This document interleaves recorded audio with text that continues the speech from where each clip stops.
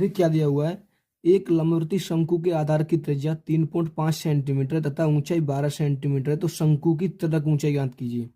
ठीक है, इस क्वेश्चन को मैं सॉल्व करके दिखाऊंगा आपको अभी अभी। देखिए जैसा कि ये दिया हुआ है, मैंने डायग्राम बना लिया है। ये एक लंबवृत्तीय शंकु है जिसकी जो आर दी हुई है यहाँ से यहाँ तक की त्रिज्या होती है ये 3.5 है, ये ऊंचाई होती है इसकी ये 12 सेंटीमीटर दी हुई है, यहाँ पर एच बराबर 12। तो आपको इसमें एल निकालना है।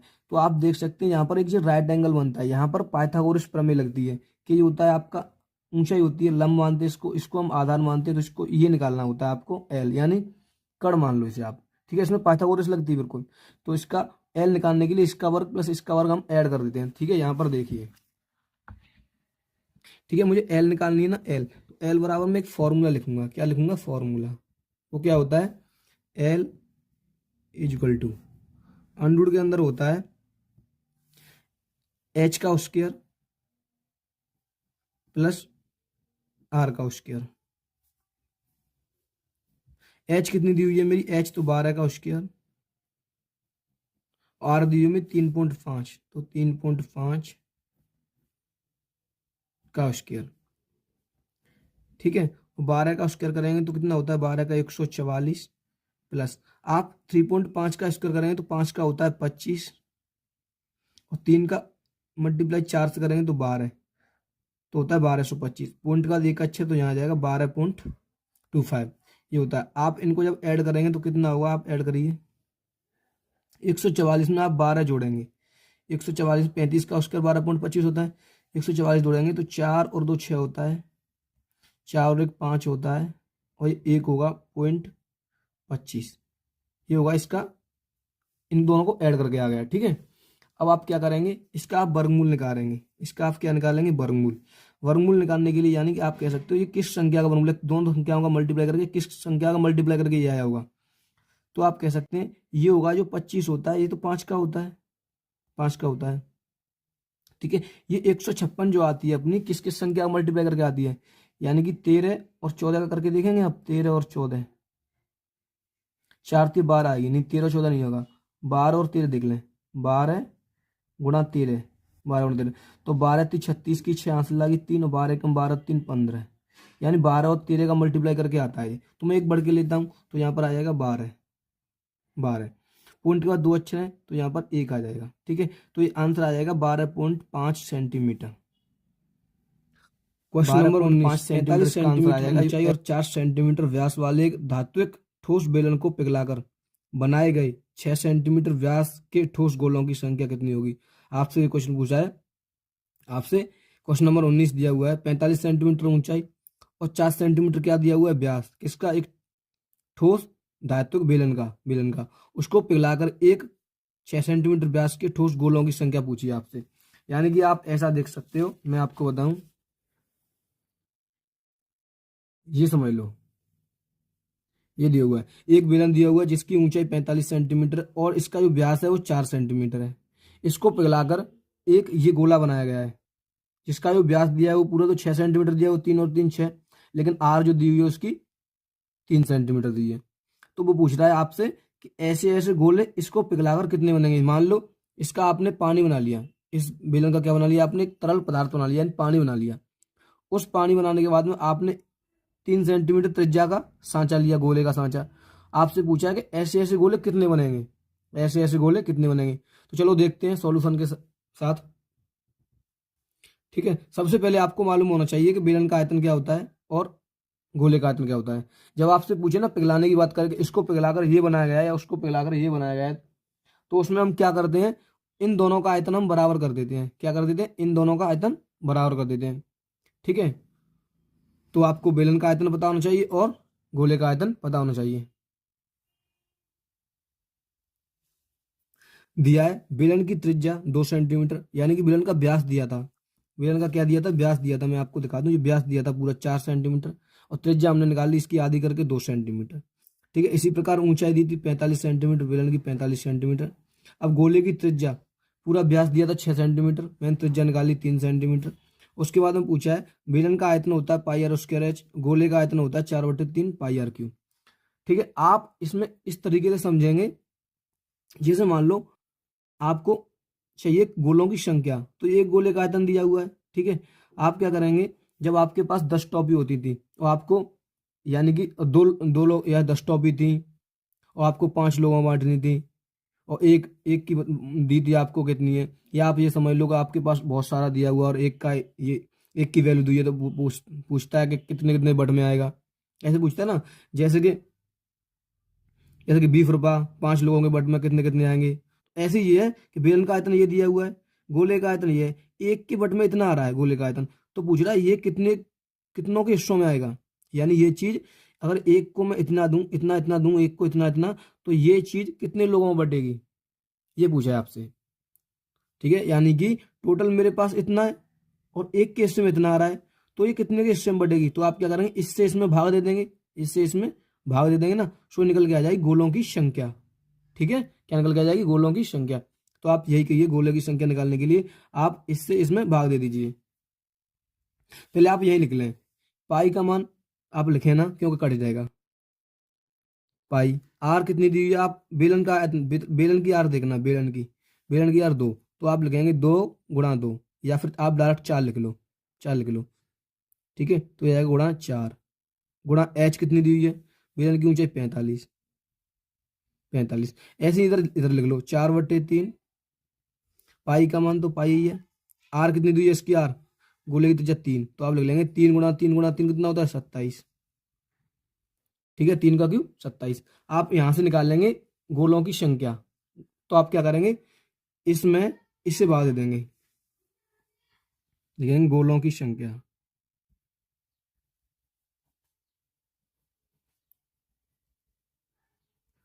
गोलों की संख्या और क्या होता है, यानी कि बेलन का आयतन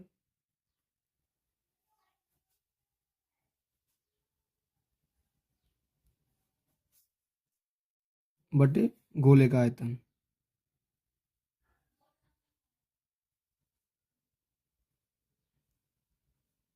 बेलन का आयतन बटे गोले का आयतन, ठीक है। और बेलन का आयतन क्या दिया हुआ है, गुणा पाई गुणा 4 × 45, और बट्टे में क्या जाएगा, गोले का आयतन क्या होता है, 4/3, ये दिया हुआ है 4/3 गुणा पाई गुणा 27। अब यहां से आप काटापीटी कर लो, यानी काटापीटी कर लो, ठीक है। ये 3 नीचे है ना, ये 3 यहां से हटके ऊपर पहुंच जाएगी, अब नीचे होती है तो यहां से हटके यहाँ पहुंच जाती है, यहाँ पर आ गई, ठीक है। देखो इस 4 से ये 4 कट गई, ठीक है। इस 3 से ये 27 कट गई, कितनी बार, 9 बार, ठीक है, 9 बार। 9 से ये 45 कट गई, कितनी बार, 5 बार, ठीक है। तो आप कह सकते हो गोलों की जो संख्या आ गई वो कितनी आ गई, गोलों की संख्या, गोलों की संख्या, गोलों की संख्या बराबर आ गई 5।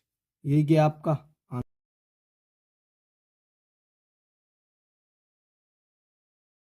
साथ ही देखिए क्या दिया हुआ है क्वेश्चन,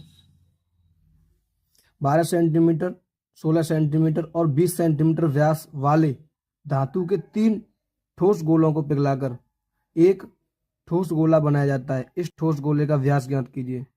ये क्वेश्चन दिया हुआ है, इस क्वेश्चन को हम हल करेंगे बहुत ही बारीकी से। देख क्या बोला है क्वेश्चन में, बोला है कि पहला गोला है, एक दूसरा गोला है, एक तीसरा गोला है। पहले गोले का व्यास है वो 12 दिया, मैंने त्रिज्या निकाल ली 6, त्रिज्या निकाल लोगे आप R6, यानी आधा कर देंगे। और 16 दूसरे गोले का व्यास दिया था, मैंने त्रिज्या निकाल ली 8, तीसरे गोले का व्यास दिया था 10, मैंने त्रिज्या निकाल ली, फिर सॉरी तीसरे गोले का व्यास दिया 20, मैंने त्रिज्या निकाल ली 10।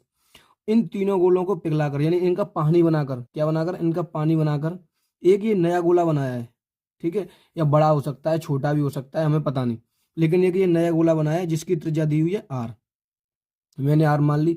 अब बोल रहा है कि इस गोले का व्यास क्या होगा, इस वाले गोले का व्यास क्या होगा। इन तीनों गोले का व्यास दे करके इस गोले का व्यास आपसे पूछा है, तो हमें करना क्या है, अगर आपसे ये पूछे ना कि इनको पिघलाकर ये बनाया गया है, किसी चीज को पिघलाकर जब दूसरी चीज बनाई जाए, तो हम क्या करते हैं, उनके आयतनों को बराबर कर देते हैं। यानी इन तीनों का आयतन बराबर किसके होगा, इस बड़े गोले का आयतन। देखते हैं, देखिए आपको इस तरीके से लिखना है, पहले गोले का आयतन प्लस दूसरे गोले का आयतन प्लस तीसरे गोले का आयतन बराबर बड़े गोले का आयतन, यानी इसका आयतन, इसका आयतन, इसका आयतन बराबर क्या है, इस बड़े वाले गोले का आयतन। देखो इधर देखो, इसमें भी 4/3 है, इसमें 4/3 है, इसमें 4/3 है, इसमें भी 4/3 है। देखो इसमें पाई पाई पाई, इसमें भी पाई है ना। तो आप क्या करेंगे, इनमें से 4/3 कॉमन ले लो और पाई भी ले लो। आप कहेंगे सर आर आर भी तो है, आर हम यूं नहीं ले सकते, क्योंकि इसकी आर, इसकी आर, इसकी आर, तीनों की आर अलग अलग दी हुई है। यानी इसकी आर 6 दी हुई है, इसकी आर 8 दी हुई है, और इसकी आर दी हुई है वो 10 दी हुई है। इसलिए हम क्या नहीं ले सकते, आर नहीं ले सकते कॉमन। ठीक है, मैं यहाँ पर लिख सकता था R1 R2 R3 भी लिख सकता, लेकिन कोई दिक्कत नहीं है उससे। ठीक है, आपका आंसर सेम आएगा और कॉन्सेप्ट भी आपको समझ में आएगा। इसमें से आप कॉमन ले लो 4/3 पाई, तो आप यहां से ले लेंगे 4/3 पाई। ये चीज आपने कॉमन ले ली यहां से, तो यहाँ पे आर क्यू बचेगा। आर क्यू यानी आर कितनी दी हुई है, 6 दी है, तो यहाँ पर 6 का क्यू हो जाएगा। प्लस यहाँ से भी 4/3 पाई बाहर आ गई, यहाँ पर भी क्या है आर क्यू, दूसरी आर क्या है 8 दी हुई है, तो यहाँ पर आ जाएगा 8 का क्यू। प्लस यहाँ से भी 4/3 पाई बाहर आ गई, यहाँ पर आर कितनी दी 10 दी, यहाँ पे 10 का क्यू आ जाएगा। तो बराबर इधर आ जाएगा 4/3 पाई आर क्यू। ठीक है, यहाँ पे क्या जाएगा 4/3 पाई आर क्यू। अब देखो आप इधर 4/3 पाई इधर है, 4/3 पाई इधर है, इस 4/3 पाई से पूरी से ये 4/3 पाई कैंसिल हो गई। ठीक है, कैंसिल मतलब कट गई है, कैंसिल मतलब क्या हुआ, कट गई। ठीक है, अब इनको ऐड कर लो, ये हो जाएगा 2 का क्यू 200, वो 6 का क्यू 216, 8 का क्यू होता है 512, और 10 का क्यू हो जाएगा 1000। बराबर इधर क्या है आर क्यू चाहिए। जब इन सबको आप ऐड करेंगे ना, इन सबको आप ऐड करेंगे तो पता कितना बैठेंगे, जरा जोड़ के देखो। देखो 2 और 6 8 हो गए, और ये हो गए 5 और 2 7, 7 यानी 1728।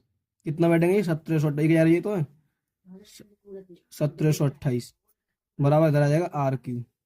ये 1728 होता है, वो कितने का क्यू होता है, इसको लिख सकता हूँ 1728 को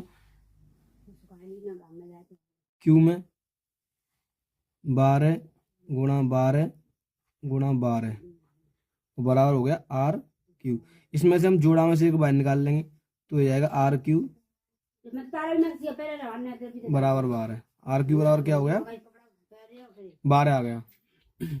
ठीक है, आपसे पूछा क्या है, आपसे पूछा है बड़े गोले का व्यास, तो आर सॉरी आर क्यू बराबर क्या आ गया, 12 नहीं, आर बराबर 12 आ गया है। क्या आ गया, आर बराबर 12। क्यों, क्यू इधर से हट जाएगा तो ये लग जाएगा, ये यहां से हट जाएगा तो ये लग गया। ठीक है, ध्यान नहीं रहा, ये हट गया, तो आर बराबर कितना आ गया, 12। तो आपसे व्यास पूछा है, व्यास, व्यास क्या होता है 2r, तो 2 गुणा आर कितनी हुई है 12, तो व्यास आ जाएगा 24। व्यास कितना आ जाएगा, 24 आ जाएगा। बस यही पूछा था आपसे क्वेश्चन में कि व्यास कितना होगा, तो वो 24 आ जाएगा। यही आपका क्वेश्चन। 8 सेंटीमीटर त्रिज्या वाली धातु की एक ठोस गोलाकार गेंद को पिघलाकर 8 समान आकार की छोटी ठोस गेंदें बनाई गई हैं। प्रत्येक नई गेंद की त्रिज्या ज्ञात कीजिए। आपसे क्वेश्चन में पूछा क्या है कि 8 सेंटीमीटर त्रिज्या की कोई धातु की ठोस गेंद है। ठीक है, जैसे कि आप यहां पर देख सकते हैं। ठीक है, उसको पिघलाकर 8 समान आकार की गेंदें बनाई गई हैं, यानी कि 8 गेंद बनाई गई हैं। कितनी गेंद बनाई गई, 8 गेंद बनाई गई। मैं आपको दिखाता हूँ, देखिए देखिए, जैसे कि आप ये समझ लीजिए, ये यहाँ पर बड़ी गेंद है, इस बड़ी गेंद की त्रिज्या है जो 8 सेंटीमीटर है। इसकी त्रिज्या को मैं बड़ी आर मान ले रहा हूँ। ठीक है, और इसकी को मान ले रहा हूँ मैं छोटी आर, क्यों छोटी गेंद है, बड़ी गेंद है ये। इसकी त्रिज्या जो 8 सेंटीमीटर दी हुई है, इस 8 सेंटीमीटर त्रिज्या की गेंद को पिघलाकर ये ऐसी गेंद बनाई गई है 8, एक और बनाई गई है 2 3 4 5 6 7 8, यानी ऐसी ऐसी 8 गेंद बनाई गई है। तो पूछ रहा है ये छोटी गेंद की त्रिज्या क्या होगी, छोटी गेंद की त्रिज्या क्या होगी। सबसे पहले तो मैं जो दिया है उसे लिख लेता हूँ, उसके बाद मैं क्या करता हूँ, इस बड़ी गेंद का आयतन होगा वो छोटी 8 गेंदों के आयतन के बराबर होगा, क्योंकि इसी के आयतन से तो ये 8 गेंद बनाई गई हैं। जब आपसे बात करें पिघलाने की किसी चीज को, तो क्या होता है, जो पिघला के बनते हैं वो दोनों का आयतन बराबर होता है, उन दोनों का आयतन क्या होता है, बराबर होता है। यानी कि ये बड़ी गेंद है, ये बड़ी गेंद है, इस बड़ी गेंद का आयतन बराबर क्या होगा, ये 8 गेंदों का आयतन होगा। बड़ी गेंद का आयतन बराबर क्या होगा, इन 8 गेंदों का आयतन होगा। तो यही चीज को मैं कॉपी पे किस तरीके से लिखूंगा, देखिए।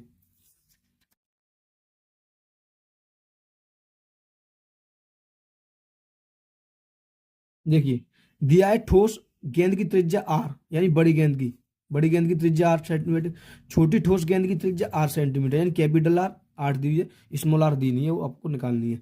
बड़ी गेंद का आयतन होगा वो 8 गेंदों के आयतन के बराबर होगा। ठीक है, मैंने आयतन लिखा 4/3 पाई आर क्यू, और इधर लिखा मैंने बराबर करके 4/3 pi R cube plus 4/3 pi R cube. इसी तरीके से मुझे 8 बार लिखना है। कितनी बार लिखना है मुझे? 8 बार लिखना है। ठीक है, अब आपको करना क्या है, इधर तो यही लिखना है आपको 4/3 पाई आर क्यू। इधर आपको क्या करना है, देखो ये पाई 4/3 पाई 4/3 पाई 4/3 पाई और आर, ये 8 गेंदों में मिलेगी, ये 8 मिलेगी, तो इसमें से आप कॉमन ले लो, ये 4/3 पाई आर क्यू, ये चीज आपने कॉमन ले ली। तो आपको यहाँ से ये कॉमन आ गई, तो यहाँ पर एक बचेगा प्लस, फिर एक बचेगा प्लस एक, डॉट डॉट डॉट करके कि इतनी बार 8 बार बचेगा, ये 8 बार। तो यानी कि आप टोटल कह सकते हो ये 8 हो जाएगा, यहाँ पर कितना हो जाएगा? 8 हो जाएगा। देखिए, अब आप क्या करेंगे, यहाँ पर आर का मान रख दो आप, 4/3 पाई। आर की वैल्यू, बड़ी आर की वैल्यू आप देख सकते हैं कितनी दी है? 8 दी है। कितनी? 8। तो आप रख सकते हैं यहाँ पर 8 × 8 × 8। 3 बार क्यों लिखा मैंने ये? क्योंकि इस पर क्यू लिखा हुआ है। क्या दिया हुआ है? क्यू दिया हुआ है, इसलिए मैंने 3 बार लिखा है। बराबर 4/3 पाई आर क्यू, और यहाँ पर ये कितने हो जाएंगे? टोटल 8 हो जाएंगे, तो मल्टीप्लाई 8। ठीक है, इस तरीके से आप इसे कर सकते हैं यहाँ तक। ठीक है, देखो 4/3 पाई 4/3 पाई, इधर ये 4/3 पाई से 4/3 पाई कैंसिल हो गई, इधर 8 भी है, इस 8 से एक 8 कैंसिल हो गई, इधर हो गई इन दोनों का मल्टीप्लाई करके 64। कितना हो गया? 64। और बराबर इधर कितनी बची? आर क्यू बची, इधर इधर आपकी आर क्यू बची। आपको पता है इधर से क्यू हटेगा, इधर क्यू रूट आ जाएगा, तो यहाँ आ जाएगा आर बराबर क्या आ जाएगा? क्यू रूट के अंदर कितना आ जाएगा? ये 64। और तुम्हें पता है 64 किस चीज का क्यू होता है? 64 किसका घन होता है? तो आप कहेंगे 64 होता है वो किसका होता है? 4 का। 4 × 4 = 16, 16 × 4 = 64। तो आर बराबर क्या आ गया आपका? 4 सेंटीमीटर।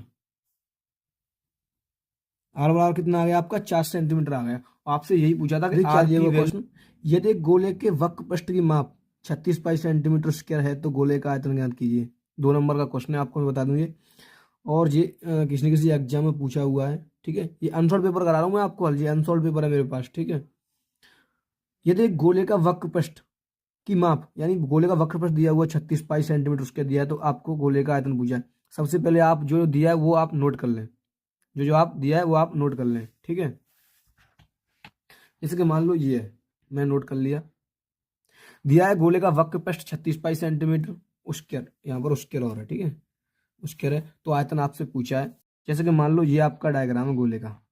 ठीक है, ये आपका गोला है, इसकी यहाँ से यहाँ तक की मैंने त्रिज्या जो आर मान ली। क्या मान ली मैंने? और त्रिज्या आर मान ली, तो ये गोला है, इसका वक्र पृष्ठ होता है ये ऊपर ऊपर का, यानी जो सतह हम रंग सकते हैं, वक्र पृष्ठ कहते हैं, जो सतह हम रंग सकते हैं उसे कहते हैं वक्र पृष्ठ। इसका भी वक्र पृष्ठ दिया हुआ है, वो आपसे आयतन पूछा है। ठीक है, तो आप ऐसा करिए, गोले का वक्र पृष्ठ लिखिए और उसके वक्र पृष्ठ को इसके बराबर कर दीजिए। ठीक है, सो क्या आ जाएगा आपका? यहाँ से आपकी आर निकल के आ जाएगी। ठीक है, तो आपको क्या करना है, गोले का वक्र पृष्ठ बराबर क्या करना है? 36 पाई। गोले का वक्र पृष्ठ होता है क्या वैसे आपको पता है? गोले का वक्र पृष्ठ क्या होता है? क्या होता है? लिखेंगे गोले का वक्र पृष्ठ दिया हुआ है वैसे तो, अब यहाँ लिखेंगे गोले का वक्र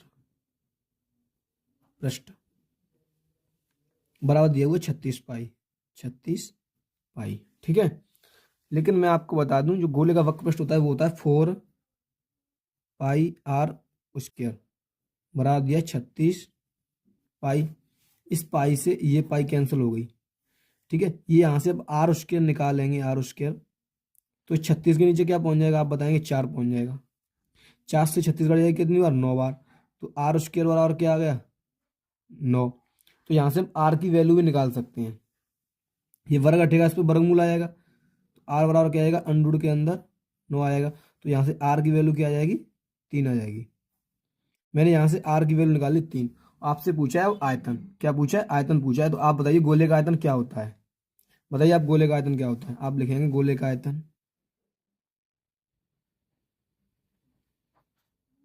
गोले का आयतन क्या होता है? गोले का आयतन होता है 4/3, क्या होता है लिखिए, 4/3 पाई आर क्यू।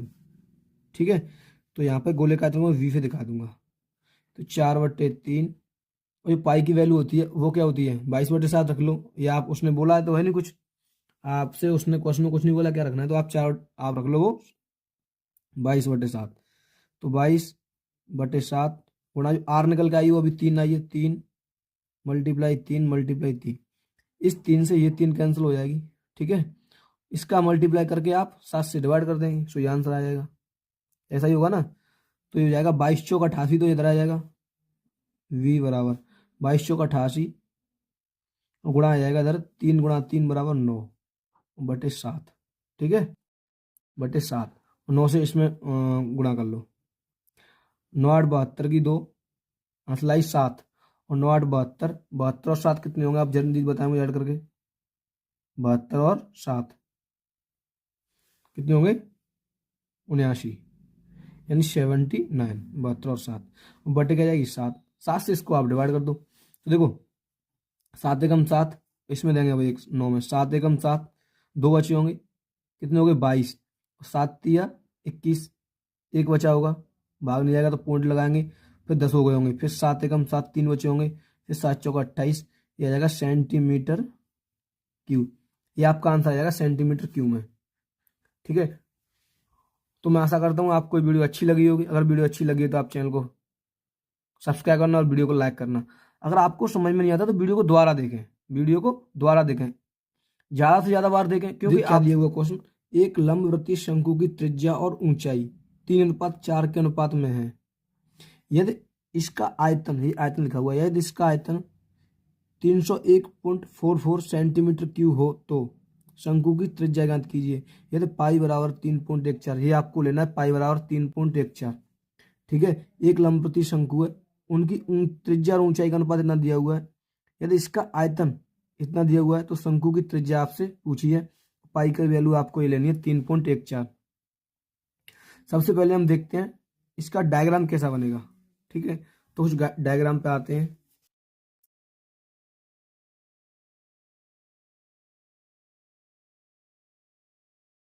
देखिए कुछ डायग्राम इस तरीके का बनेगा इसका। एक शंकु है, इस शंकु की जो ऊंचाई मान ली मैंने h है, त्रिज्या r है, तो त्रिज्या और ऊंचाई का जो अनुपात दिया हुआ है उसने 3:4 दिया हुआ है। त्रिज्या और ऊंचाई का अनुपात कितना दिया हुआ है 3:4 दिया है। तो सबसे पहले हम जो जो दिया है ना उसे हम लिखेंगे। ठीक है, किस तरीके से लिखेंगे देखिए, देखिए नोट दिया क्या क्या है, दिया है त्रिज्या व ऊंचाई का अनुपात r/h = 3:4, और आयतन भी दिया हुआ है 301.44 सेंटीमीटर क्यूब, और पाई की वैल्यू में 3.14 लेनी है। ठीक है, मैं आपको एक चीज बता दूं इसमें थोड़ी सी, कि जब भी आपको अनुपात दिखे ना, जब भी आपको अनुपात दिखे तो आपको क्या करना है, सबसे पहले अनुपात को हटाना है और एक्स लगाना है।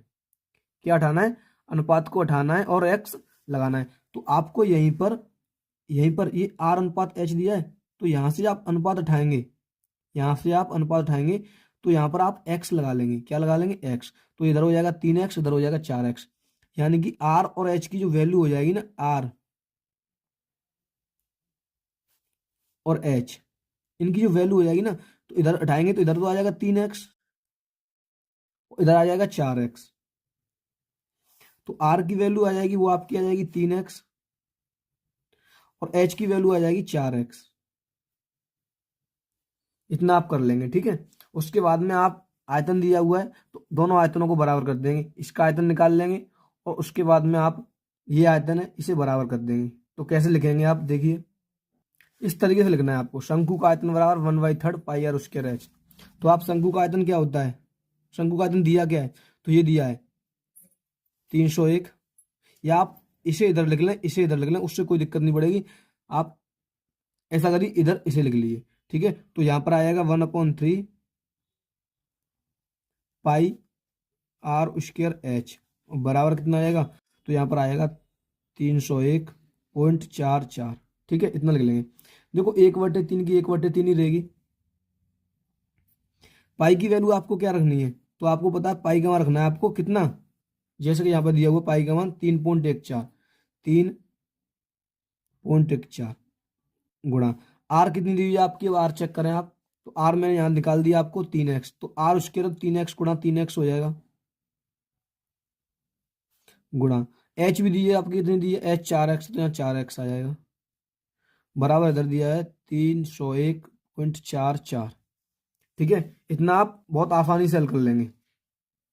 उसके बाद में आपको क्या करना है देखिए, उसके बाद में आपको करना है काटापीट चालू करनी है। 3 से 3 कट जाएगी, ठीक कट जाएगी, कट जाएगी, आप बताइए, आप कहेंगे भैया कट जाएगी, ठीक है। देखो इधर 3 बची, इधर 3, इधर 3.14 है, और इधर 3 है, इधर 4 है, इससे भी ये कट जाएगा, क्या होगा, इससे कट जाएगा। तो पहले आप काट लीजिए, ठीक है, काटिए इसे,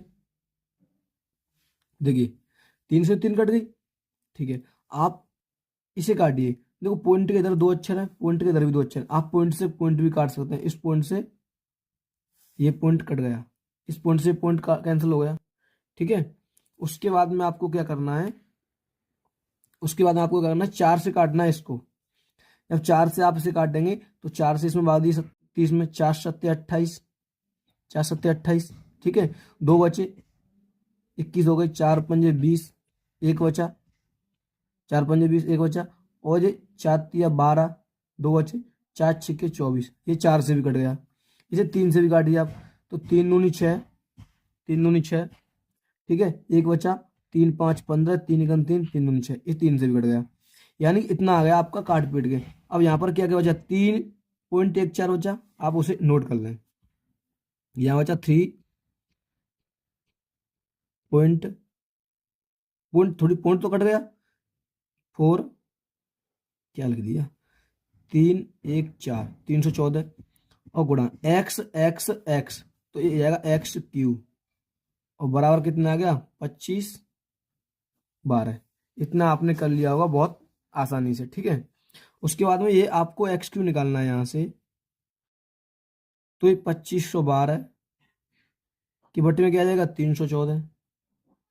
जब आप इसे इससे काटेंगे ना, जब इससे आप इसको काटेंगे तो ये कटेगा आपका, हाँ ये यहाँ पर 2 है ना, तो इसमें 4 का 4 दूनी 8, 2 नहीं आएगा बीच 8 के, 4 तिया 12, 2 आ सकता है, 3 से 2 आ सकता है, लेकिन 314 के 3 गुना ये हो नहीं सकता।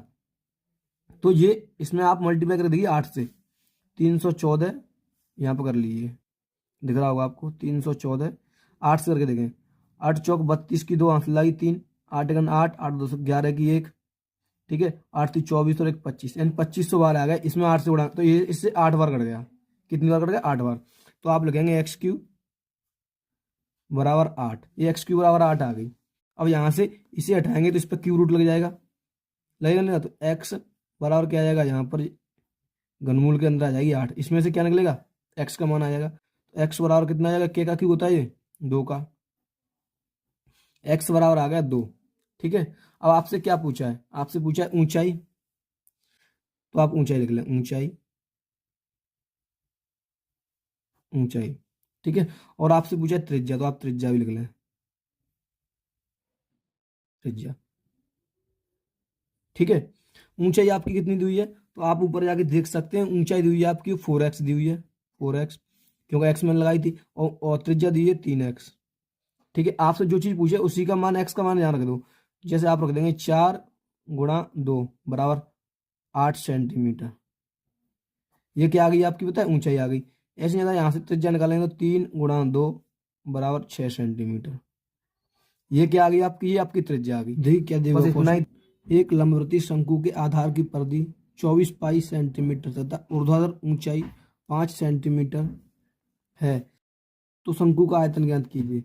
यानी आपको क्या दिया हुआ है, शंकु के आधार की परिधि दी हुई है 24 पाई और ऊर्ध्वाधर ऊंचाई 5 सेंटीमीटर दी हुई है, तो शंकु का आयतन पूछ रहा है आपसे, ठीक है। जैसे कि मैं आपको दिखा दूं, जैसे कि आप ये समझ लो, ये दिया हुआ है, ठीक है, ये कौन है, क्या है, ये कौन, वैसे ये ऊपर होना चाहिए था, लेकिन उससे कोई दिक्कत नहीं है, आंसर आपका कोई दिक्कत नहीं होगी आंसर में आपके में, ठीक है। ये ऊंचाई दी हुई है इसकी 5 सेंटीमीटर, कितनी दी है 5 सेंटीमीटर, और पूछा है आपसे ये परिधि, यानी कि ये ऊपर ऊपर की ये लाइन दिख रही होगी आपको, ये परिधि, ठीक है। तो एक व्रत बनना है, तो व्रत की परिधि वो दी है आपको 24 पाई, क्या दिया है 24 पाई। तो आपसे पूछा है इस शंकु का आयतन क्या होगा, ठीक है। तो पहले हम इसकी आर निकाल लेते हैं, क्या निकाल लेते हैं, आर निकाल लेते हैं इसकी हम। सबसे पहले जो दिया होता है उसे हम लिखते हैं, क्या लिखते हैं, जो दिया होता है, तो क्या क्या दिया है वो लिख, आप नोट करें। ये क्या दिया हुआ है, दिया है आधार की परिधि बराबर 24 पाई और ऊंचाई दी हुई है आपको 5 सेंटीमीटर।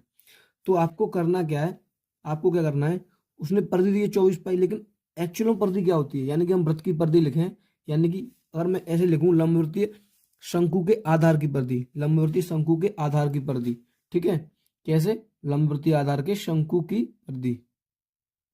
देखिए शंकु के आधार की परिधि क्या होती है, 2 पाई आर, जैसा कि आप जानते होंगे। एक वृत्त समझ लो, ये वृत्त ही बनना है ना, ये वृत्त बनना है, तो इसकी जो परिधि होती है, वृत्त की परिधि क्या होती है, 2 पाई आर होती है। क्या होती है, 2 पाई आर। तो मैंने लिख लिया यहाँ पर 2 पाई आर। ये 2 पाई आर किसके बराबर है, आधार की परिधि दी है आपको 24 पाई, तो इसके बराबर है, ये किसके बराबर, इसके बराबर है। तो आप कर सकते हो 2 पाई आर बराबर क्या है, 24 पाई, यानी कि 2 पाई आर बराबर क्या है, 24 पाई। इस पाई से ये पाई कैंसिल हो गई, ये दो इधर गुणा में इधर भाग में पहुंच जाएगी, यहाँ से आर निकालेंगे तो ये किस में पहुंच जाएगी, भाग में। तो यहाँ से हम आर निकाल लेंगे तो 24 के बट्टे में क्या आ जाएगा, 2 आ जाएगा। और 2 से 24 कितनी बार कटेगी, 12 बार। तो आप कह सकते हैं आर बराबर कितना आ गया, 12। आर बराबर यहाँ पर 12 सेंटीमीटर आ गया, क्या आ गया, 12 सेंटीमीटर। और आपसे पूछा क्या, आयतन, किसका आयतन पूछा, शंकु का आयतन। तो आप बताइए फॉर्मूला क्या होता है, फटाफट बताइए फॉर्मूला क्या होता है शंकु का आयतन। लिखेंगे शंकु का आयतन बराबर, शंकु का आयतन बराबर क्या होता है, 1/3 यानी 1/3 पाई आर स्क्वायर एच, ये होता है शंकु का आयतन, 1/3 पाई आर स्क्वायर एच। यानी बेलन के आयतन में अगर 3 से भाग दें तो शंकु का आयतन आता है। तो 1/3 की, तो 1/3, 1/3 गुणा 22 का मान होता है, वो कितना होता है, 22/7, कितना होता है, 22/7 गुणा आर कितनी आई है आपकी, 12 आई है, तो 12 गुणा 12। और एच जो दी हुई है आपकी कितनी दी है, 5, एच कितनी दी हुई है, 5 सेंटीमीटर। तो यहाँ पर होगी इंटू में 5, ये हो गया शंकु का आयतन। जो चीजें कट रही है वो आप काट सकते हो, 3 से इस 12 को काट दो आप 4 बार, 4 बार। आप ऊपर का मल्टीप्लाई करके इस नीचे को 7 से डिवाइड कर देना, ठीक है। आप मल्टीप्लाई करो, देखो 12×5 = 60 और 60 चौक कितने होंगे, 240, 240 तो ये हो गए। क्या दिया हुआ है क्वेश्चन, एक ठोस एक शंकु के आकार का है जो एक समान आधार की त्रिज्या के अर्धगोले पर अध्यारोपित है। यदि अर्धगोले का वक्र पृष्ठ तथा शंकु का वक्र पृष्ठ समान हो तो शंकु की ऊंचाई और शंकु की त्रिज्या और ऊंचाई का अनुपात ज्ञात कीजिए। इसने बोला है, क्या बोला है, कि शंकु का आकार का है, यानी एक ठोस एक शंकु के आकार का है जो एक समान आधार की त्रिज्या के अर्धगोले पर आधारित है। यदि अर्धगोले का वक्र पृष्ठ तथा शंकु का वक्र पृष्ठ, यानी अर्धगोले का और शंकु का वक्र पृष्ठ दोनों कैसे दिए हुए हैं, समान दिए हुए हैं, यानी बराबर दे। तो शंकु की त्रिज्या और ऊंचाई का अनुपात पूछा है आपसे, शंकु की त्रिज्या और ऊंचाई का अनुपात पूछा है। तो देखते हैं कैसे ये क्वेश्चन। ये दिया हुआ है, ये एक शंकु है और इसके नीचे एक ये अर्धगोला है। इस अर्धगोले पर एक ये शंकु आध्यारोपित है, यानी रखा हुआ है, ठीक है, ठीक है। और बोला है उसने एक ही समान त्रिज्या है इनकी और समान ही इनके वक्र पृष्ठ है, यानी इसका वक्र पृष्ठ और इसका वक्र पृष्ठ दोनों समान है। तो आपसे पूछा है इस त्रिज्या का और ऊंचाई का अनुपात पूछा है आपने, त्रिज्या का और ऊंचाई का अनुपात आपसे पूछा है। तो देखते हैं क्वेश्चन कैसे हल होता है, चलते हैं। सबसे पहले आप ये लिखिए कि क्वेश्चन में दिया क्या क्या है, क्वेश्चन में क्या क्या दिया हुआ है। क्या दिया हुआ, दिया है शंकु की त्रिज्या बराबर अर्धगोले की त्रिज्या, क्योंकि उनके वक्र पृष्ठ समान है तो त्रिज्या भी समान होंगी, ठीक है। और जैसा कि मैं आपको इसमें दिखा दिया, मैंने इसमें आपको चित्र में दिखा दिया है, क्योंकि इसकी त्रिज्या शंकु की त्रिज्या भी यही है और इसकी अर्धगोले की त्रिज्या भी यही है, अर्धगोले की त्रिज्या है शंकु की त्रिज्या, तो दोनों समान होंगे। आप ये भी समझ गए, दोनों समान होंगे, ठीक है। और शंकु का वक्र पृष्ठ दिया हुआ वक्र यानी वक्र पृष्ठ, और अर्धगोले का वक्र पृष्ठ, यानी कि ये दोनों भी समान है। शंकु का वक्र पृष्ठ होता है πrl और अर्धगोले का वक्र पृष्ठ होता है 2πr², ठीक है। और पूरे गोले का होता है वक्र पृष्ठ 4πr², ठीक है। ये आपको समझ में आ गया होगा। मैं क्या करता हूँ, सबसे पहले मैं आपको बताऊं कि आप इसमें से, आप इस चित्र में से एल निकाल लो। क्या निकाल लो, ये निकाल लो एल, एल यानी तिरक ऊंचाई निकाल लो। तो क्या करेंगे, इधर मान लो आप इधर, तो ये भी आर होगी, आर होगी। तो ये क्या बनना है, एक ये पाइथागोरस प्रमेय लग जाएगी, एल बराबर क्या हो जाएगा, इसका वर्ग प्लस इसका वर्ग हो जाएगा। तो आप यहाँ पे एल निकाल लो, यानी शंकु की तिरक ऊंचाई निकाल सकते हो ना, शंकु की तिरक ऊंचाई। आप शंकु की त्रिज्या ऊंचाई निकाल लेंगे, आप शंकु क्या निकाल लेंगे, त्रिज्या ऊंचाई कैसे निकाल लेंगे, यानी शंकु की त्रिज्या ऊंचाई होगी एल होगी ना, तो इसका वर्ग प्लस एच का स्क्वायर हो जाएगा और आर का स्क्वायर, अंडर में एच का स्क्वायर प्लस आर का स्क्वायर। ठीक है, ये आ गई शंकु की त्रिज्या ऊंचाई। अब आप देखिए इसको आप यही रहने दीजिए, ठीक है, आप इसको यही रहने दीजिए। उसके बाद देखिए शंकु का वक्रपृष्ठ और ये वक्रपृष्ठ दोनों समान दिए हुए, आप इससे सॉल्व करिए। आप इसको इससे सॉल्व, तो आप करिए पाई आर एल बराबर क्या है, 2 pi R square, pi R L बराबर क्या दिया हुआ है, 2 पाई आर स्क्वायर। देखो इधर भी पाई आर है, इधर भी पाई आर है, पाई आर से पाई आर कट जाएगी, यहाँ पाई आर, यहाँ पर एक आर बचेगी, दो आर है, उधर तो बचेगी एल, क्या बचेगा इधर एल, एल बचेगा, और इधर क्या बचेगा 2 आर, 2 आर। और जो एल दी हुई है ना एल, एल बराबर हमने अभी निकाला है, एल बराबर H square plus R square, तो आप एल को याद रखिए, H square plus R square, L बराबर क्या एच स्क्वायर अनुड में, अनुड के अंदर H square plus R square बराबर इधर क्या दिया हुआ 2 आर। ठीक है, उसके बाद में आप ये देखिए आपको क्या करना है कि देखो इधर वर्गमूल लगा हुआ है, जब इसे वर्गमूल उठाएंगे ना तो आपको दोनों पक्षों का वर्ग करना पड़ेगा, दोनों पक्षों का आप लिखेंगे दोनों पक्षों का वर्ग करने पर, दोनों पक्षों का वर्ग करने पर, यानी बोथ साइड स्क्वायर करने पर। ठीक है, अब इधर वर्ग करेंगे आप तो इधर हो जाएगा अनुड के अंदर H square plus R square का होल स्क्वायर। ठीक है, और इधर हो जाएगा 2 आर का स्क्वायर। ठीक है, वर्ग हो गया दोनों पक्षों का। उसके बाद में क्या करेंगे आप, देखो इस वर्ग से यानी इस वर्ग से ये वर्गमूल बढ़ जाएगा, तो उधर रह जाएगा H square plus R square, और इधर हो जाएगा 2 का वर्ग 4, आर का होता है आर स्क्वायर, 4 आर स्क्वायर, इधर ये रह जाएगा। ठीक है, इस आर स्क्वायर को आप इधर ले जाइए, उधर बचेगा एच स्क्वायर बराबर, ये इधर जाएगी तो माइनस की हो जाएगी, तो इसमें से ये कैंसिल निकल जाएगा एक, यानी ये आर स्क्वायर इधर जाके माइनस की हो जाएगी, तो 4 आर स्क्वायर मतलब एक आर स्क्वायर कम हो जाएगी, तो 3 आर स्क्वायर बचेगा, 3 आर स्क्वायर। ठीक है, ये बचा। उसके बाद में आपको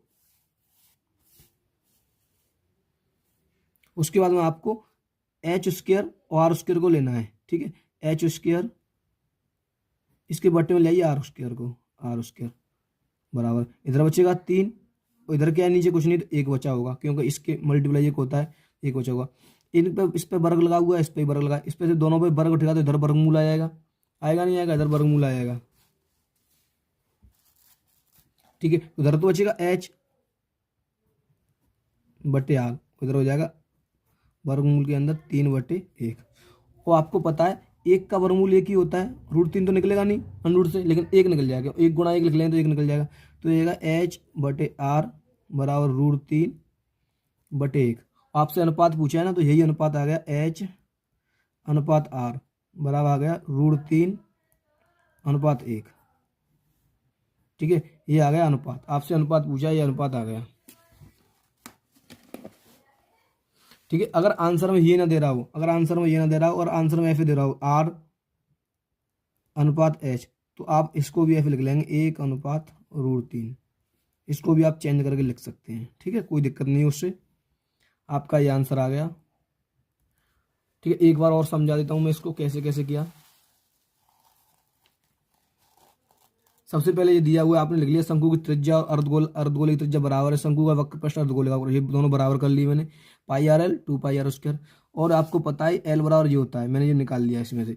ठीक है, इस पाई आर से पाई आर कैंसिल हो गई, इधर बचा एल, इधर बचा 2 आर, एल का मैंने मान निकाला वो यहाँ पर रख दिया, दोनों पक्षों का वर्ग कर दिया, तो यहाँ वर्ग से वर्गमूल कट गया, तो जैसे 2 का स्क्वायर 4 और आर का आर स्क्वायर, इस आर स्क्वायर में इधर ले गया, इस आर स्क्वायर में इधर ले गया, तो यहाँ बचे 3 आर स्क्वायर एच स्क्वायर, ये एच स्क्वायर बटे आर स्क्वायर, इसको मैं बटे में ले आया, तो यहाँ 3/1 बचा। ठीक है, कितना बचा 3/1 बचा। फिर यहाँ वर्ग है, दोनों पे वर्ग है, तो यहाँ पे वर्ग उठा के वर्गमूल लग गया एच बटे आर। ठीक है, ये हो गया √3/1, तो 1 तो मैंने वर्गमूल से निकाल लिया, 1 आ गया, लेकिन √3 का √3 रह गया, तो एच अपॉन आर यानी एच बटे आर इतना आ गया, एच अनुपात आर आ गया इतना। अगर ये दिया हुआ तो ठीक है, ये दिया हुआ तो ठीक है, अगर ये नहीं दिया है तो आप क्या कर सकते हैं, इसे उल्टा करके भी लिख सकते हैं। उल्टा करके कैसे, आर इधर एच इधर, तो आप इसे भी लिख लेंगे, एक इधर क्वेश्चन √3 3 मीटर व्यास का एक कुआं 14 मीटर की गहराई तक खोदा जाता है, इससे निकली हुई मिट्टी मिट्टी को कुएं के चारों ओर 4 मीटर चौड़ी एक वृत्ताकार वलय बनाते हुए समान रूप से फैलाकर एक प्रकार का बांध बनाया जाता है। इस बांध की ऊंचाई ज्ञात कीजिए। मैं आपको समझा दूं कि 3 मीटर व्यास का एक कुआ है जो 14 मीटर की गहराई तक खोदा जाता है, यानी उसकी जो ऊंचाई है वो 14 मीटर है। इससे जो निकली हुई मिट्टी है ना, वो कुएं के चारों तरफ फैलाई गई है, कुएं के चारों तरफ फैलाई गई है। उससे एक 4 मीटर चौड़ी एक वृत्ताकार वलय बनाते हुए समान रूप से फैलाकर एक प्रकार का बांध बनाता है। इस बांध की ऊंचाई ज्ञात कीजिए। देखिए मैं बताऊं कैसे आपको।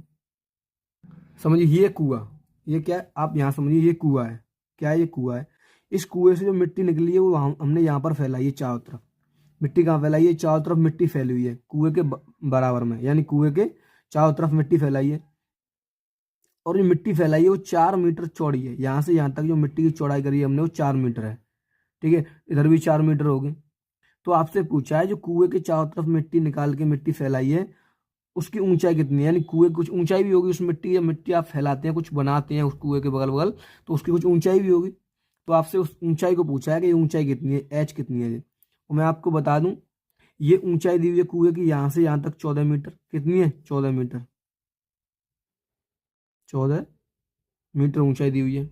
ठीक है, और इसकी ये त्रिज्या दी हुई है, वो उसमें बता रहा है कितनी दी हुई है त्रिज्या।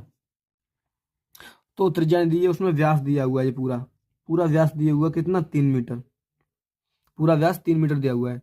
तो बस हमको यही देखना है। ठीक है, अब चलते हैं सॉल्यूशन की तरफ। सॉल्यूशन क्या है इसका? सबसे पहले हम वो लिख लें जो दिया हुआ है।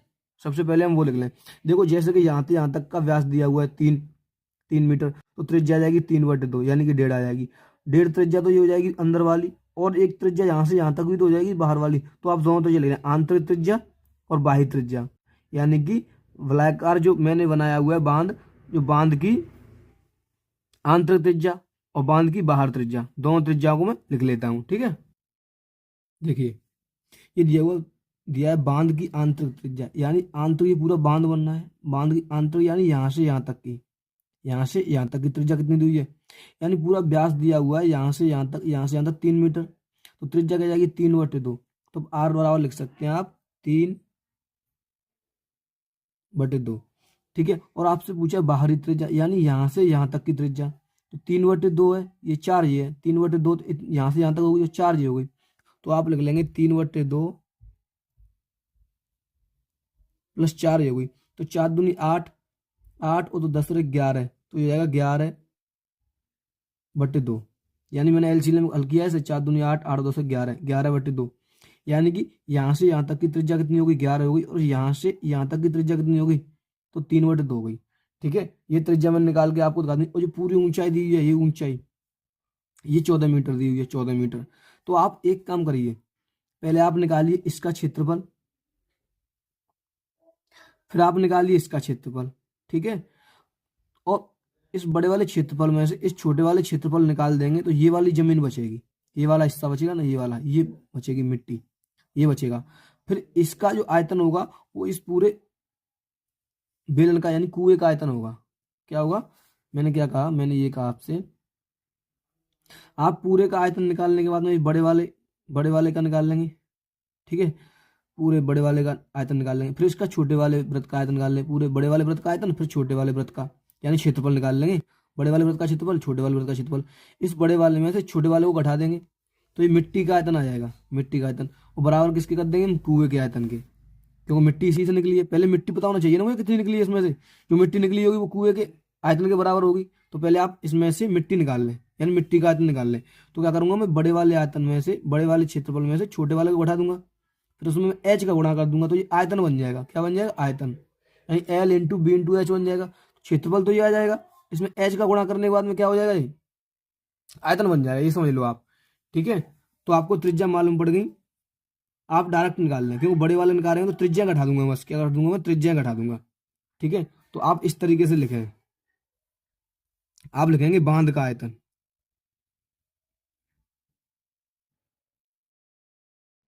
बांध का क्षेत्रफल लिखेंगे,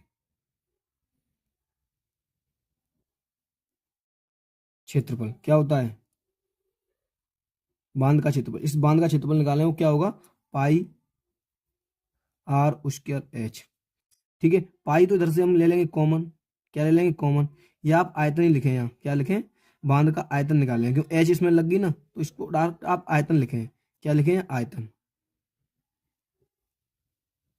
क्षेत्रफल जब लिख सकते हैं आप जब यहाँ पर एच नहीं होती। ठीक है, बांध का आयतन क्या होगा? पाई आर स्क्वायर एच हो गया। वैसे पाई आर स्क्वायर होता है ना, ये पाई आर स्क्वायर। क्यों पाई आर स्क्वायर? मैंने एच ये लगाई है क्यों? इसकी ऊंचाई भी होगी, कुछ कुछ ऊंचाई होगी ना, तो इधर से मैं पाई तो कॉमन ले लूंगा। पाई मैंने इधर से कॉमन ले लिया। ठीक है, इधर क्या बचा? आर बची। इस आर को मैं ऐसे लिख सकता हूं, बड़ी आर, यानी आर ये वाली होगी बड़ी आर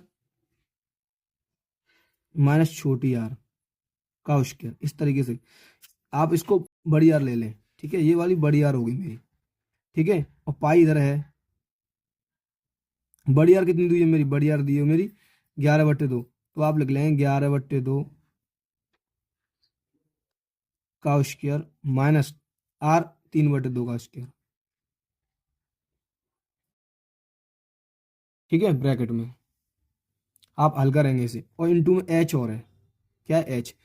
आप नहीं समझे होंगे, मैं बता सकता हूँ आपको। मैं जो बांध का आयतन लिया है पाई आर स्क्वायर एच क्यों लिया है, मैं आपको समझाऊं पाई आर स्क्वायर एच क्यों लिया है। अगर मैं क्षेत्रफल लेता तो मैं खाली लेता वृत्त का क्षेत्रफल क्या होता है? Pi R square. Pi R square होता है वृत्त का क्षेत्रफल। वृत्त का क्षेत्रफल पाई आर स्क्वायर होता है। ठीक है, वृत्त का क्षेत्रफल क्या होता है? Pi R square. लेकिन मैंने जब इसमें एच से गुणा और कर दिया तो इसमें ऊंचाई भी हो गई, लंबाई भी हो गई, सब चीज हो गया ना, तो ये आयतन मान लो आप इसको। क्या मान लो? आयतन। ठीक है, बांध का आयतन। देखिए अब आप इनका वर्ग करिए तो ये हो जाएगा पाई 11 का हो जाएगा कितना? 121। 2 का हो जाएगा 4 माइनस 3 का हो जाएगा 9 और 2 का हो जाएगा 4। इधर आएगा मल्टीप्लाई में एच। आप इनको हल कर लें, 11 में से 9 को घटा लें। ठीक है, 11 में से क्या कर लेंगे? 121 में से 9 को घटा लें, तो पाई तो उधर आई। ठीक है, यानी कि देखो ये दोनों बराबर है, तो नीचे 4 आएगा। 121 में से 9 घटा लो, यानी 121 में से 1 गया तो 20 बचे, और इधर 8 बचे। और 120 में से 8 जाएंगे, 120 में से 8 जाएंगे तो 112 बचेंगे। 112/4 आ गया इधर। ठीक है, आप इसको कैसे लिख सकते हैं? 4 से इसे काट दो, कट जाएगा, तो 4 से कट जाएगा ये कितनी बार? 4 दूनी 8। 4 दूनी 8 कितने बचे? 4 बचे। और 4 से और 42 हो गए, और 4 छिक्के 42, यानी 4 दूनी 8, 3 बचे ना।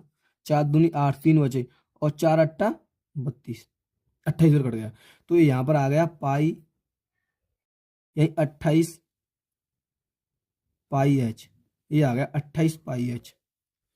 ये 28 पाई एच आया है। ये किसके बराबर होगा? ये कुएं के आयतन के बराबर होगा। क्या होगा? ये कुएं के आयतन के बराबर। अब हम लिख लेंगे कुएं का आयतन, और उन दोनों को कर देंगे बराबर। कुएं का आयतन बराबर क्या हो जाएगा? इसका आयतन। देखिए ये मैंने क्या कर दिया, कुएं का आयतन बराबर क्या कर दिया? बांध का आयतन। कुएं का आयतन क्या दिया है तो वो निकालूंगा, बेलन बनना है ना, तो कुएं का आयतन आप यहाँ से समझिए, यहाँ से समझिए आप। कुएं का आयतन क्या बनेगा? तो ये पाई आर स्क्वायर बनेगा, क्यों बेलन है, तो पाई आर स्क्वायर एच। कुएं का आयतन हो गया पाई आर स्क्वायर एच। ठीक है, और इधर आ जाएगा क्या? इधर बांध का आयतन क्या दिया? 28 पाई एच। ठीक है, ये आ गया अपना। अब इधर मान रख दो, देखो पाई से तो ये पाई कैंसिल हो गई। इधर आर, आर कुएं की आर कितनी दी हुई है? कुएं की आर भी इतनी दी हुई है ना इधर, ये देखो कितनी है, ये 3/2। आर कितनी होगी? 3/2 हो गया, तो 3/2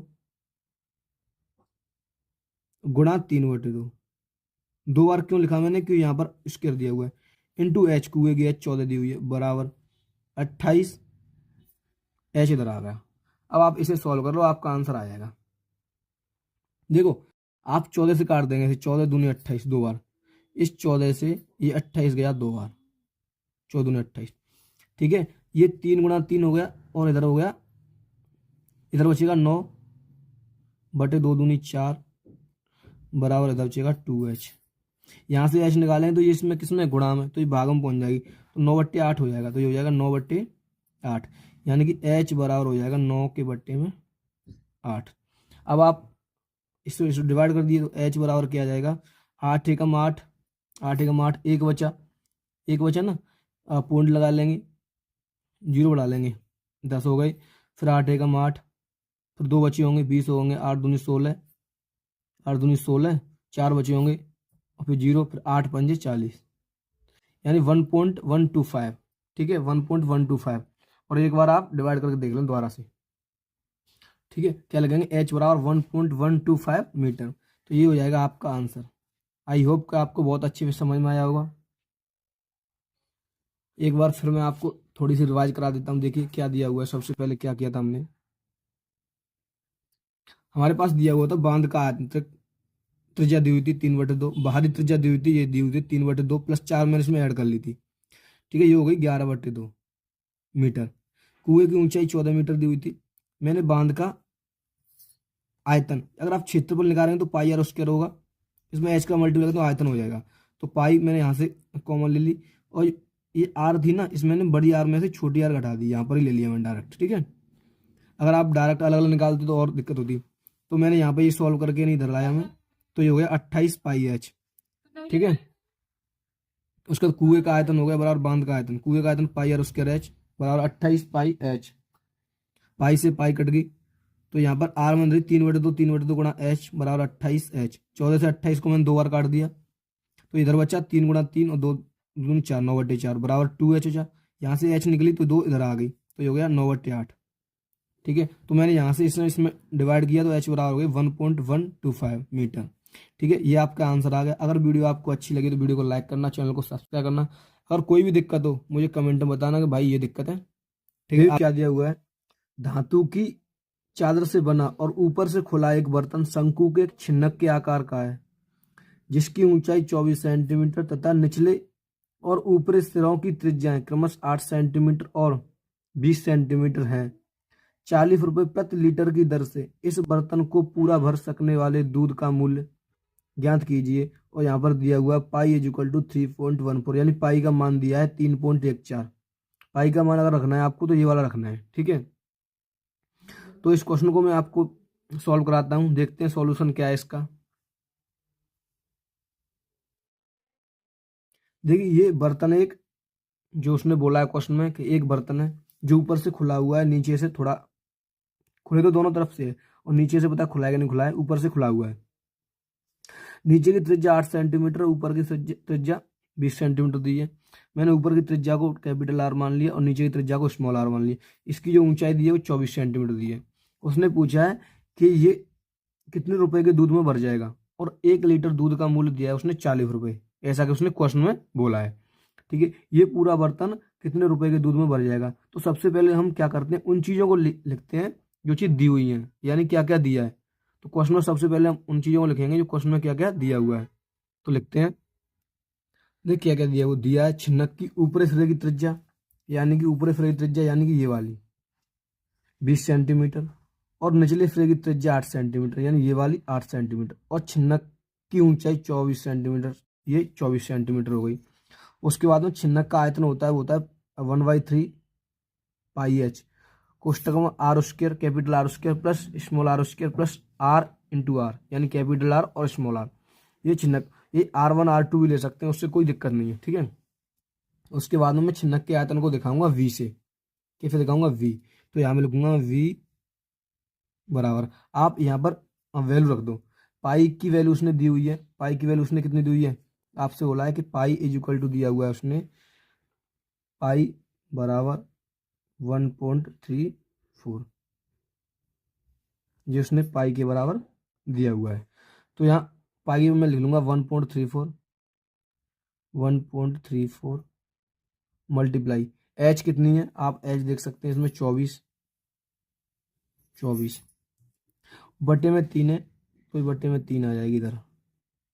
ठीक है, और ब्रैकेट में आर स्क्वायर, यानी बड़ी आर है, बड़ी आर कितनी दी 20, तो 20 का वर्ग आ जाएगा इधर 400, प्लस छोटी आर कितनी दी है, छोटी आर आर, तो 8 का वर्ग आ जाएगा 64, प्लस और इधर आ जाएंगे आर 20 और इंटू आर छोटी वाली आर। ठीक है, ये इतना सब कुछ इसमें आ गया।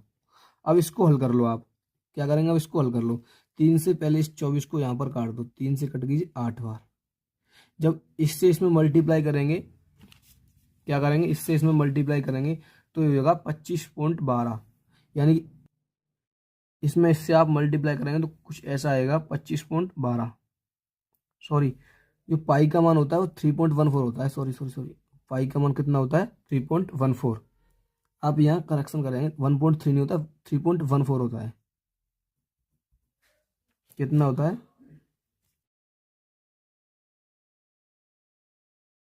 3.14, और इधर भी होगा 3.14, 3.14, ये होगा पाई का मान। ठीक है, अब इससे आप इसमें करेंगे मल्टीप्लाई तो ये होगा 25.12। कितना होगा, 25.12। तो आप इसकी भी लिख सकते हो 225.12। ठीक है, उसके बाद में मल्टीप्लाई होगा इधर से, इन सबको ऐड करो तो 8 दूनी 16, 160, तो ये हो गई 160। कितनी हो गई, 160। ठीक है, 160 ये हो गई, 64 ये 400, तो 400, 500 और 500, 600, इधर बचे 20 हो जाए, 4 ये 24, यानी कि ये हो गए 624। कितने हो गए, 624 हो गए। ठीक है, इन्हें मल्टीप्लाई करके कितना आया, 624 आया। उसके बाद देखते हैं ये आ गया v इज इक्वल टू, उसके बाद में आप इसका मल्टीप्लाई करो। किसका मल्टीप्लाई करेंगे, आप इसका मल्टीप्लाई करेंगे। तो जब आप इसका मल्टीप्लाई करेंगे तो आप डायरेक्ट कर लेंगे, ये होगा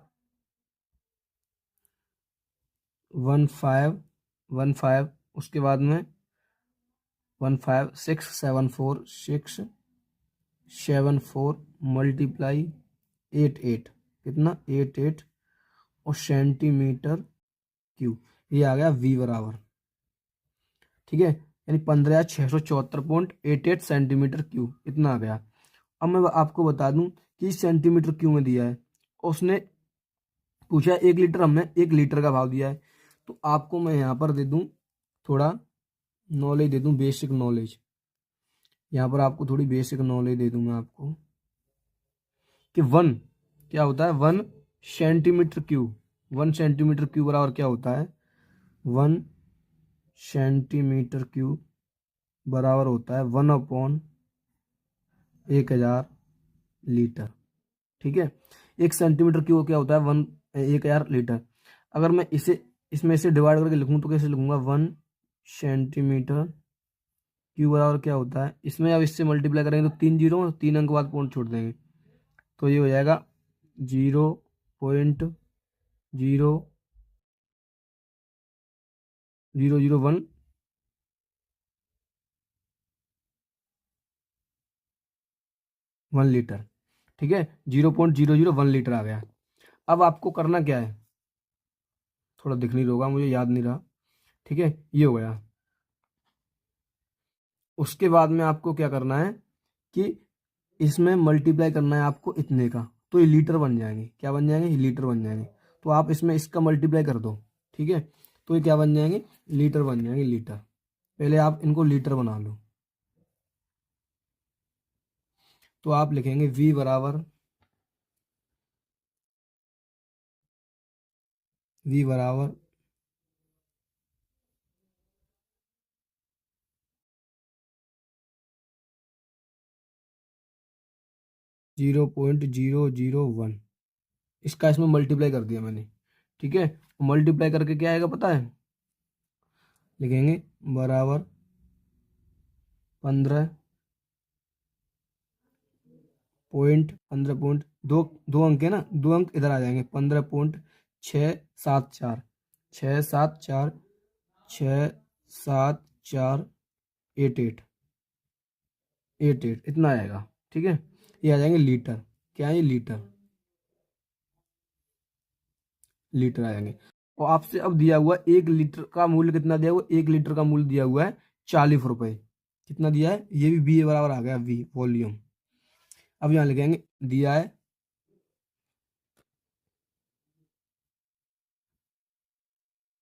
दिख नहीं रहा होगा आपको, यहाँ दिखेगा, दिया है 1 लीटर का मूल्य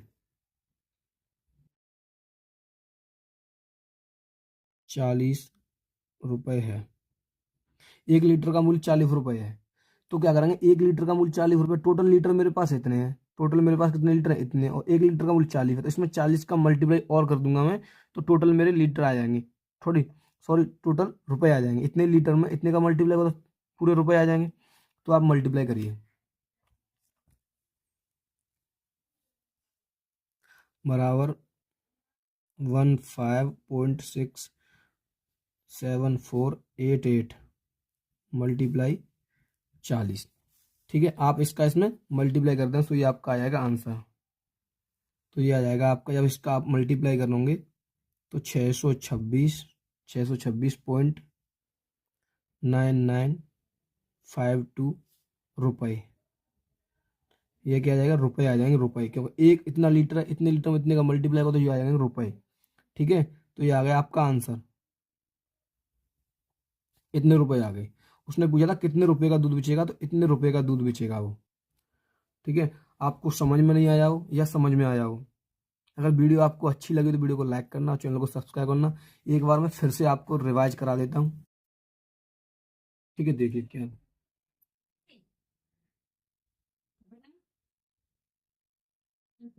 चिन्हक के ऊपरी सिरे की त्रिज्या दी हुई है r = 20 सेंटीमीटर, निचले सिरे की r = 8 सेंटीमीटर, और पाई का मान दिया है 3.14। ठीक है, पाई का मान 3.14 दिया है। चिन्हक का आयतन ये होता है πh/3 r² R capital R small R. ये मैंने वैल्यू रखी, इसको 3 से 8 और काटा, इसका मल्टीप्लाई किया, इतना आया। इसमें ये पूरा टोटल जोड़ के नहीं 624 हो रहा है, इसका मल्टीप्लाई करेंगे तो इतना आएगा। ठीक है,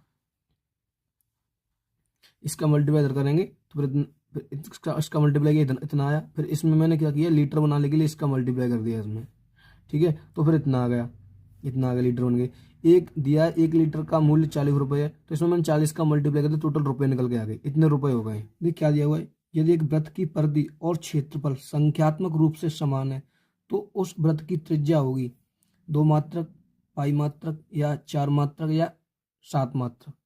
देखते हैं इसका सॉल्यूशन क्या है। ये क्या दिया हुआ है, वृत्त की परिधि और वृत्त का क्षेत्रफल दोनों संख्यात्मक रूप से बराबर हैं, यानी कि उनकी जो त्रिज्या होंगी वो भी बराबर होंगी। यानी वृत्त की परिधि और वृत्त का क्षेत्रफल दोनों बराबर हैं, तो त्रिज्या ही बराबर होंगी, आप कह सकते हैं। तो वृत्त की परिधि होती है, वो क्या होती है, आप परिधि लिख लें पहले। वृत्त की परिधि होती है 2πr, क्या होती है, 2πr। और वृत्त का क्षेत्रफल होता है πr², πr²। ये संख्यात्मक रूप से बराबर है। देखो पाई से पाई कट गई, ठीक है, पाई से पाई कैंसिल हो गया, और यहाँ r1 और यहाँ 2r है, तो आप इसे लिख लो 2r बराबर, इसे लिख सकते हैं r गुणा r, एक r से एक r कट गई, तो इधर बची 2 बराबर, इधर बची r, तो r बराबर क्या आ गया 2, r बराबर क्या आ गया 2 आ गया। आपसे यही पूछा है कि उनकी त्रिज्याएं क्या होंगी, त्रिज्याएं क्या होगी, क्या पूछा है आपसे, उस वृत्त की त्रिज्या क्या होगी, तो r बराबर 2 होगी, आप देख सकते हैं। देख क्या दिया हुआ, एक ठोस धातु के घनाभ जिसकी विमाएं 9 मीटर, 8 मीटर, 2 मीटर हैं को पिघलाकर 2 मीटर के घन बनाए गए हैं, इस प्रकार बने घनों की संख्या होगी। आपसे ये क्वेश्चन पूछा है, देखिए सॉल्यूशन क्या है, इसका सॉल्यूशन देखते हैं। देखिए ये घनाभ है, इस घनाभ की ये लंबाई दी है 9 मीटर, ऊंचाई दी है, सॉरी चौड़ाई दी है 8 मीटर, ऊंचाई दी है 2 मीटर। इस घनाभ में से ये घन बनाए गए हैं 2-2 मीटर के, पूछ रहा है कितने घन बनाए गए हैं, कि 2-2 मीटर के ऐसे कितने घन बनाए गए इस घनाभ में से, आपको यही क्वेश्चन हल करना है। तो मैंने आपको बताया था ये एक घन है, ऐसे ऐसे कितने घन बनाए गए, तो इस घन के आयतन से मैं इस वाले घन के आयतन में क्या दे दूंगा, भाग दे दूंगा, सो ये आंसर आ जाएगा। ठीक है, या फिर हाँ यही कर लेते हैं, इस घन का आयतन बराबर इस घन का आयतन गुणा n कर लूंगा, तो इसका आंसर आएगा। तो हम ऐसा ही करते हैं कि इस घन के आयतन में मैं इस घन के आयतन से दे दूंगा भाग, तो क्या आ जाएगा, घनों की संख्या आ जाएगी। तो लिखते हैं हम, कैसे लिखेंगे, लिखते हैं। देखिए मैंने इस तरीके से मान लिया, घनाभ का आयतन होता है L × B × H, घन का आयतन होता है AQ, ए क्या है, ए मैंने एक घन की भुजा मानी, माना घन की भुजा क्या हो गई, ए हो गई, तो मैंने ए मान ली, क्योंकि मैं इसको इनमें से कोई मानता तो दिक्कत होती। ठीक है, अब आपको क्या निकालना है, अब आपको निकालना है बने घनों की संख्या, यानी घनों की संख्या निकालनी, कितने घन बनेंगे। तो आप लिखेंगे घनों की संख्या,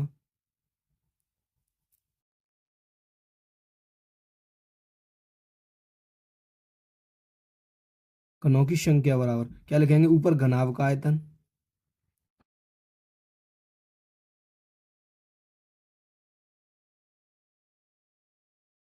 घनाभ का आयतन, और इसके बट्टे में लिख लेंगे घन का आयतन। क्या लिखेंगे, घन का आयतन, घन का, घन का आयतन। ठीक है, इस तरीके से लिख लेंगे। घनाभ का आयतन क्या है, L into B into H, तो L into B into H बटे घन का आयतन क्या है, भुजा का क्यू, तो ए क्यू। ठीक है, अब इसमें हम वैल्यू पुट कर लेंगे। अब क्या कर लेंगे, हम वैल्यू पुट कर लेंगे। तो एल कितनी है, आप एल देख सकते हैं, इधर देख लीजिए, एल 9, बी 8, एच 2 दिए हुए हैं, यानी कि 9 मल्टीप्लाई 8 मल्टीप्लाई 2 बटे में ए की वजह कितनी दी है, 2, 2 का क्यू, 2 का क्यू क्या होता है 8, तो इसको ऐसे लिख लेंगे 2 का क्यू 8, यानी 2 गुणा 2 भी लिख सकते हैं, 8 भी लिख दें, डायरेक्ट 8 लिख लो, 2 का क्यू 8। इस 8 से ये 8 कैंसिल होगी, 9 का मल्टीप्लाई 2 में होगा तो उधर हो जाएंगे 9 दूनी 18 घन।